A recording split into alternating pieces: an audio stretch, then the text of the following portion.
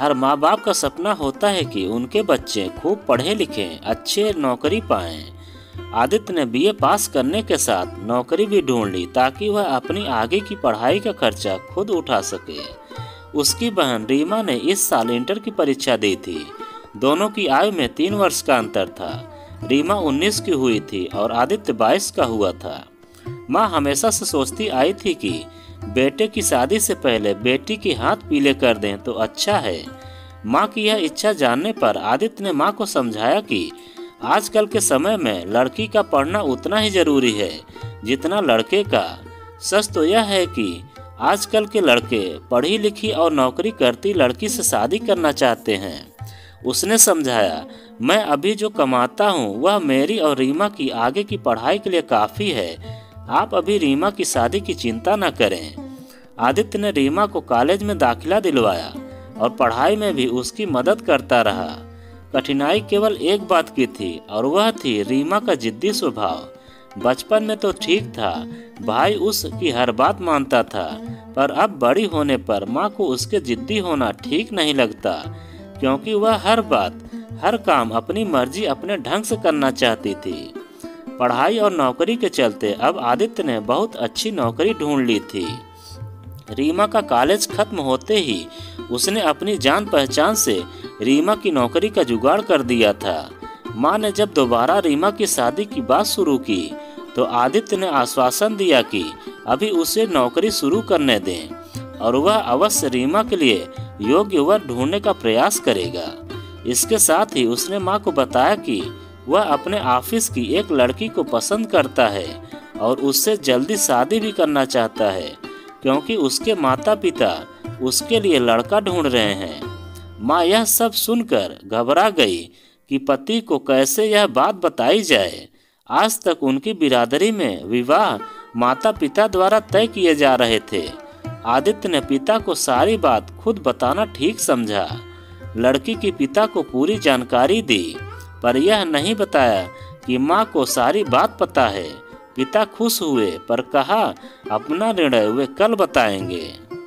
अगले दिन जब पिता ने अपने कमरे से आवाज दी तो वहां पहुंच आदित्य ने माँ को भी वहीं पाया। हैरानी की बात की बिना लड़की को देखे, बिना उसके परिवार के बारे में जाने पिता ने कहा, ठीक है, तुम खुश तो हम भी खुश।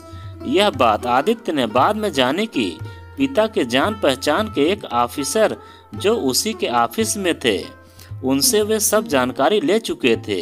एक समय इस ऑफिसर के भाई व आदित्य के पिता साथ पढ़े थे।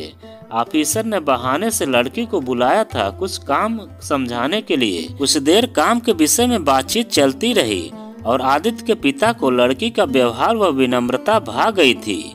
उल्टे बांस बरेली को लड़की वालों के यहाँ से कुछ रिश्तेदार आदित्य के घर में बुलाए गए।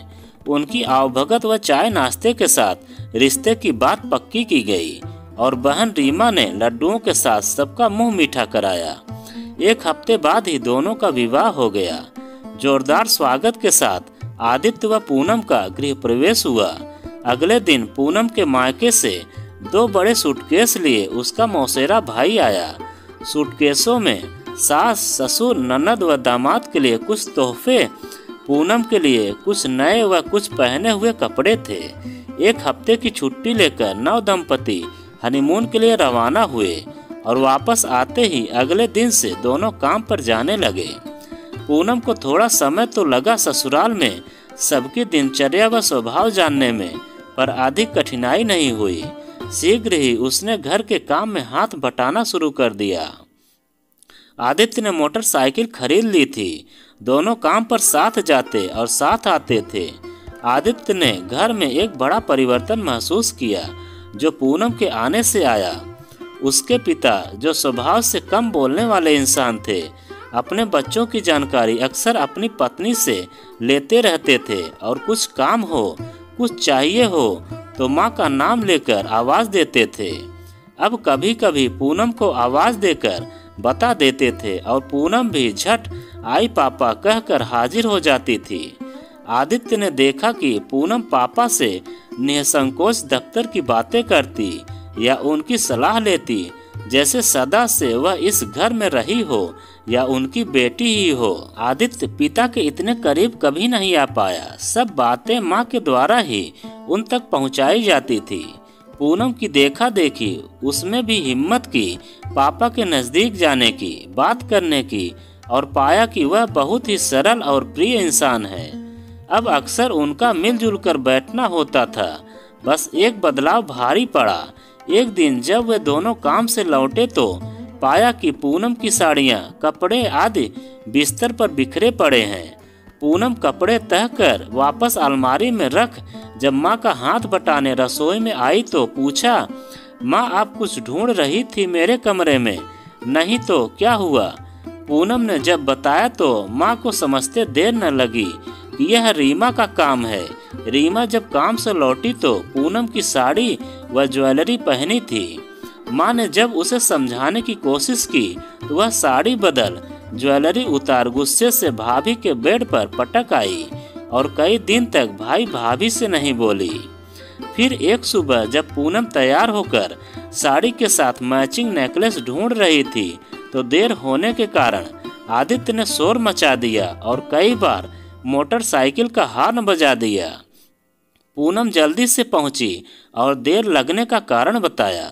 शाम को रीमा ने नेकलेस उतार कर माँ को थमाया पूनम को लौटाने के लिए। हद हो गई, निकाला खुद और लौटाए माँ, आदित्य के मुंह से निकला। ऐसा जब एक दो बार हुआ तो माँ ने पूनम को अलमारी में ताला लगा कर रखने को कहा, पर उसने कहा कि वह ऐसा नहीं करना चाहती। तब माँ ने आदित्य से कहा कि वह चाहती है कि रीमा को चीज मांग कर लेने की आदत हो, न कि हथियाने की। माँ के समझाने पर आदित्य रोज ऑफिस जाते समय ताला चाबी लगाकर माँ को थमा जाता। अब तो रीमा का अनबोलापन क्रोध में बदल गया। इसी बीच पूनम ने अपने मायके की रिश्तेदारी में एक अच्छे लड़के का रीमा के साथ विवाह का सुझाव दिया। आदित्य पूनम लड़के वालों के घर जाकर सब जानकारी ले आए और बाद में विचार कर उन्हें अपने घर आने का निमंत्रण दे दिया ताकि वे सब भी उनका घर रहन सहन देख लें और लड़का लड़की एक दूसरे से मिल लें। पूनम ने हल्के पीले रंग की साड़ी और मैचिंग ज्वेलरी निकालकर रीमा को उस दिन पहनने को दी, जो उसने गुस्से में लेने से इनकार कर दिया। बाद में आदित्य के बहुत कहने पर पहन ली। रिश्ते की बात बन गई और शीघ्र शादी की तारीख भी तय हो गई। पूनम व आदित्य माँ और पापा के साथ शादी की तैयारी में जुट गए। सब कुछ बहुत अच्छे से हो गया, पर जिद्दी रीमा विदाई के समय भाभी के गले नहीं मिली। रीमा के ससुराल में सब बहुत अच्छे थे। घर में सास ससुर, रीमा का पति विजय और बहन सोना, जिसने इसी वर्ष ड्रेस डिजाइनिंग का कोर्स शुरू किया था, बस यही थे। सोना भाभी बहुत ध्यान रखती थी और माँ का काम में हाथ बटाती थी। रीमा ने न कोई काम मायके में किया था और न ही ससुराल में करने की सोच रही थी। एक दिन सोना ने भाभी से कहा कि उसके कॉलेज में कुछ कार्यक्रम है और वह साड़ी पहन कर जाना चाहती है। उसने बहुत विनम्र भाव से रीमा से कोई भी साड़ी जो ठीक लगे मांगी। रीमा ने साड़ी तो दे दी, पर उसे यह सब अच्छा नहीं लगा। सोना ने कार्यक्रम से लौटकर ठीक से साड़ी तह लगाकर भाभी को धन्यवाद सहित लौटा दी और बताया कि उसकी सहेलियों को साड़ी बहुत पसंद आई। रीमा को एकाएक ध्यान आया कि कैसे वह अपनी भाभी की चीजें इस्तेमाल कर कितनी लापरवाही से लौटाती थी। कहीं ननद फिर कोई चीज न मांग बैठे।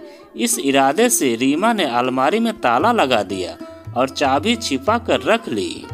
एक दिन शाम जब रीमा के पति के साथ घूमने के लिए तैयार होने के लिए अलमारी से साड़ी निकाली, फिर ताला लगाने लगी तो विजय ने पूछा, ताला क्यों?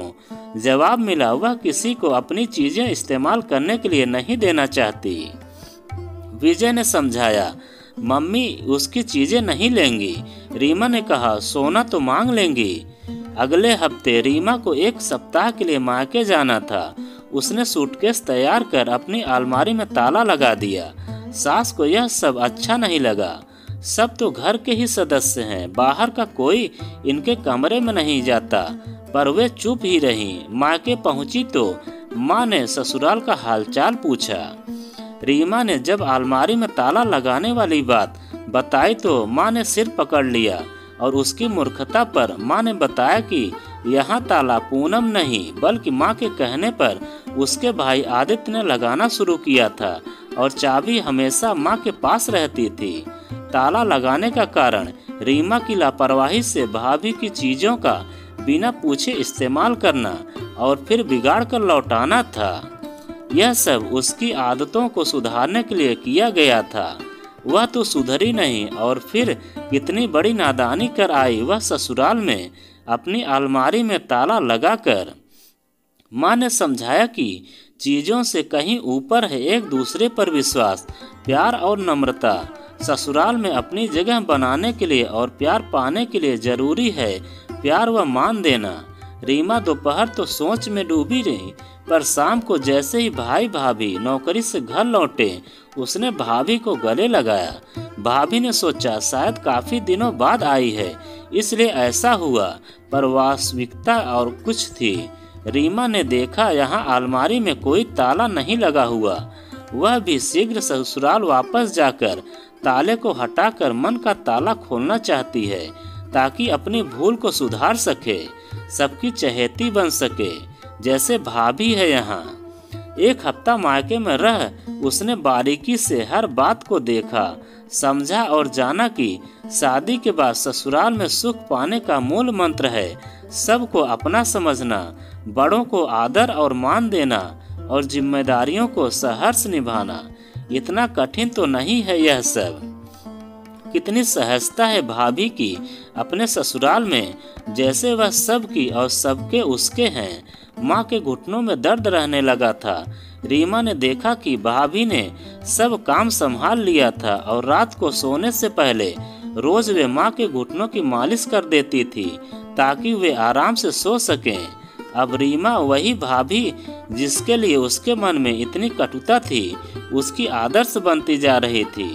एक दिन जब पूनम और आदित्य को ऑफिस से आने में देर हो गई तब जल्दी कपड़े बदल पूनम रसोई में पहुंची तो पाया रात का खाना तैयार था। माँ से पता चला कि खाना आज रीमा ने बनाया है। यह बात दूसरी थी कि सब निर्देश माँ दे रही थी। रीमा को अच्छा लगा जब सबने खाने की तारीफ की। पूनम ने ऑफिस से देर आने का कारण बताया। वह और आदित्य बाजार गए थे। उन्होंने वे सब चीजें सबको दिखाई जो रीमा के ससुराल वालों के लिए खरीदी गई थी। इस इतवार दामाद जी रीमा को लिवाने आ रहे थे। खुशी के आंसुओं के साथ रीमा ने भाई भाभी को गले लगाया और धन्यवाद दिया। माँ भी अपने आंसू रोक न सकी बेटी में आए बदलाव को देखकर। रीमा ससुराल लौटी एक नई उमंग के साथ, एक नए इरादे से जिससे वह सबको खुश रखने का प्रयत्न करेगी और सबका प्यार पाएगी, विशेषकर विजय का। रीमा ने पाया कि उसकी सास हर किसी से उसकी तारीफ करती है, ननद उसकी हर काम में सहायता करती है और कभी कभी प्यार से भाभी जान बुलाती है। ससुर फूले नहीं समाते कि घर में अच्छी बहू आई और विजय तो रीमा पर प्यार लुटाना नहीं थकता था। रीमा बहुत खुश थी कि जैसे उसने बहुत बड़ा किला फतह कर लिया हो, एक छोटे से हथियार से, प्यार का हथियार। तो दोस्तों यह कहानी आपको कैसी लगी कमेंट में लिखकर हमें ज़रूर बताएं। और आप अगर हमारे चैनल पर नए हों तो प्लीज़ चैनल को सब्सक्राइब करें और वीडियो को लाइक ज़रूर करें और एक प्यारा सा कमेंट ज़रूर करें।